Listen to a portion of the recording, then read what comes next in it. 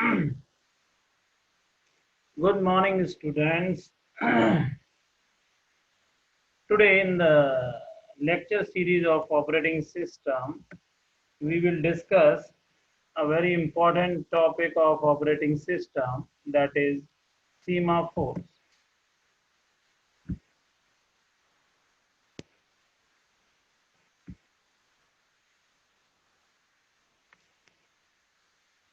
Semaphore, the solution of the critical section problem uh, are not easy to generalize to more complex problems.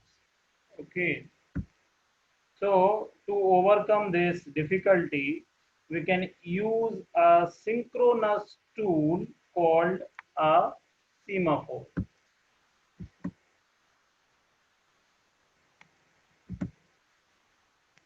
So in this the topics to be covered are semaphore, characteristics of semaphore, types of semaphore, advantages of semaphores, and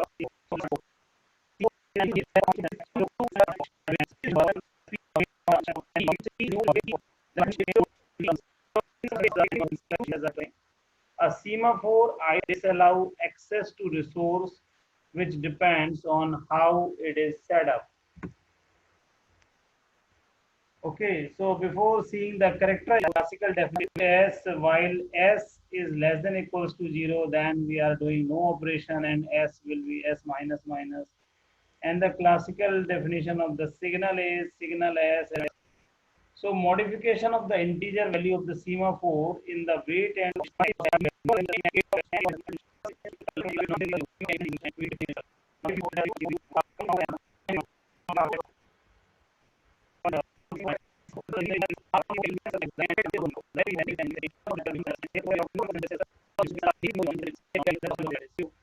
when a process exits from the critical section, it increases. When it is entering, it is actually decreasing its value. When it is exiting from the critical section, it increases the counting semaphore by 1 and then checks whether it is negative or 0. If it is negative, then that means that at least one process is waiting in the blocked state. Hence, to ensure bounding waiting, the first process on the list of the blocked processes gets enter in the critical section. So the counting semaphore, the processes in the blocked list will get weighted in the order in which they slept. If the value of the counting semaphore is negative, then its state, the number of processes in the blocked state, while if it is positive, then it states the number of slots available in the critical section. The second type of semaphore is binary semaphore. So the binary semaphores are quite similar to counting semaphore, but their values are restricted to 0 and 1. Since this is a binary semaphore, and so that is why only the two numbers 0 and 1 is used. So in this type of semaphore, the wait operation works only if semaphore value is equals to 1. So a binary semaphore is a semaphore with an integer value that can range only between 0 and 1. A binary semaphore can be simpler to implement than a counting semaphore, depending on the underlying hardware architecture. Okay, so it's as compared to the counting semaphore, binary semaphore is easy to implement. So it is easy to implement than counting semaphore. Wait and signal operation in semaphore. So, the wait operation, wait S1, then C minus minus. If C is less than 0, then signal S1, wait S2, and signal S1. Both of these operations are used to implement process synchronization. The goal of this semaphore operation is to get mutual exclusion. That is simple form. We are also using mutex.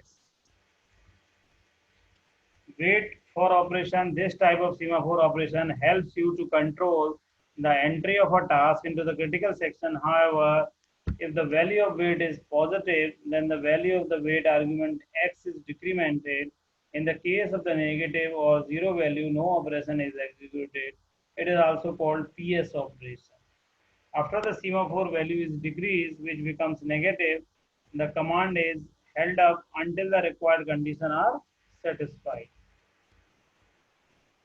Wait and signal operation in semaphore. So first we will see the wait, that is wait S1 or PS. While S is less than equals to 0, S minus minus. Okay, so this is the wait and signal. In the signal operation, wait S1 and then we are incrementing the value, let's say C++, if C less than equals to 0, signal S2, else signals S1. Or in this type of, mean to say, for wait we are using PS, for signal we are using VS. So this type of semaphore operation is used to control the exit of a task from a critical section. It helps to increase the value of the argument by 1, which is denoted by VS. So this is PS, while S greater than equals to 0, S plus plus. So this is signal. Earlier we have discussed that is wait, and this is wait, and now this is PS, and this is signal. The difference between the counting semaphore and the binary semaphore. In the counting semaphore, no mutual exclusion is there, but in the binary semaphore, mutual exclusion is there. Any integer in the counting semaphore can have any integer value, but in the binary semaphore, only two values that can be, taken into the picture, that is 0 and 1. Counting semaphore, more than one slot are there, and the binary semaphore, only one slot is there.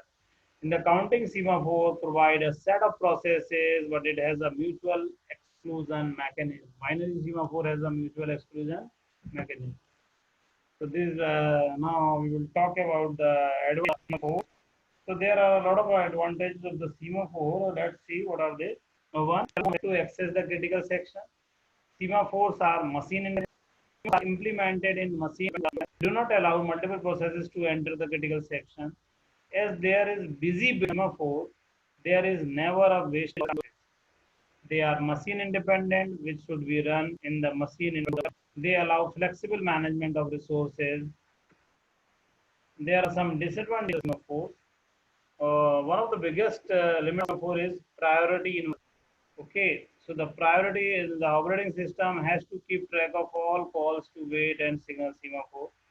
Their use is never enforced, but it is in order to avoid deadlocks in semaphore, the wait and signal operation required to be executed in the correct order. So the order is important. So the semaphore programming is a complicated, so there are chances of mutual exclusion. It is also not a practical method for large scale use, as their use leads to loss of modularity. Semaphore is more prone to programmer error. It may cause deadlock or violation of mutual exclusion. Some consequences.